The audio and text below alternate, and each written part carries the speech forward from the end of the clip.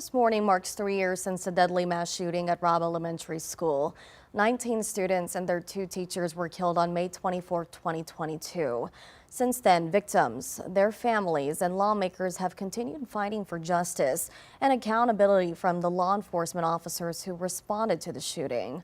On May 19th, the Texas Senate gave final approval to a bill focused on improving school safety training and emergency response. Lawmakers said the Uvalde Strong Act is a part of a continued effort to prevent mass shootings, specifically at our public schools. KENS 5 reporter Zach Briggs shares how families are still fighting for change.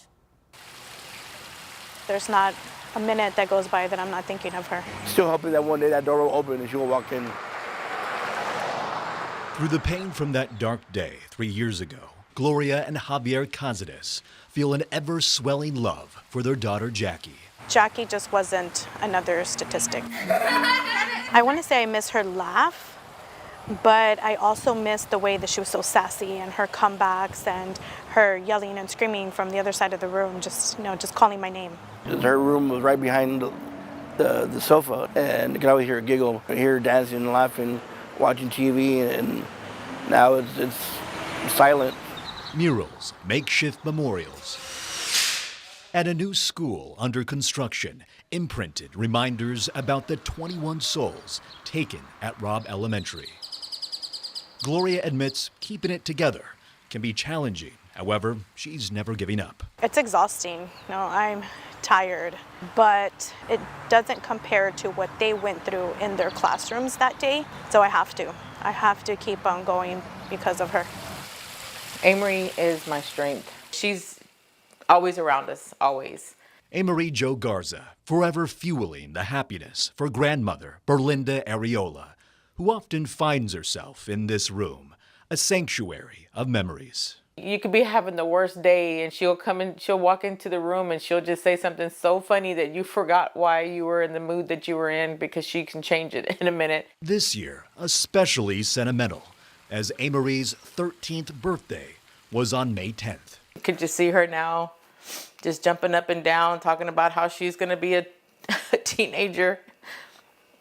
And she would have wanted us to throw her a big party for her 13th birthday. And so the victims' families press on, fighting for legislative change and some type of justice. It's still unknown when the child endangerment trial will begin for former Uvalde Schools police chief Pete Arredondo and officer Adrian Gonzalez. If they are found guilty, we're hoping that will open up doors for others to be held accountable for their actions as well, because they aren't the only ones that could have done something. All of those 21 victims, the survivors, they should be remembered. You know, we're fighting for our daughter and all the victims that happened that day, and for the rest of the world, because I mean, it can happen anywhere. It happened again.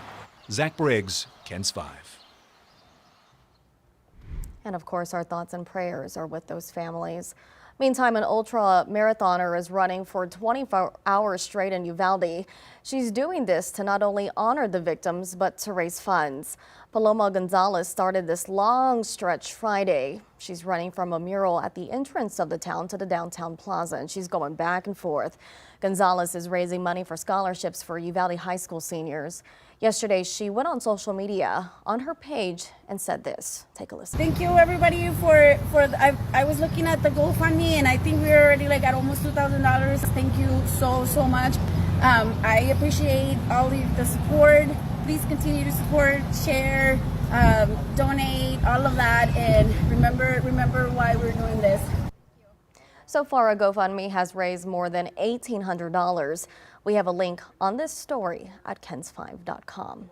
And today, we continue to remember Uvalde. We will have complete coverage on air and online as the community honors the lives of the victims and survivors.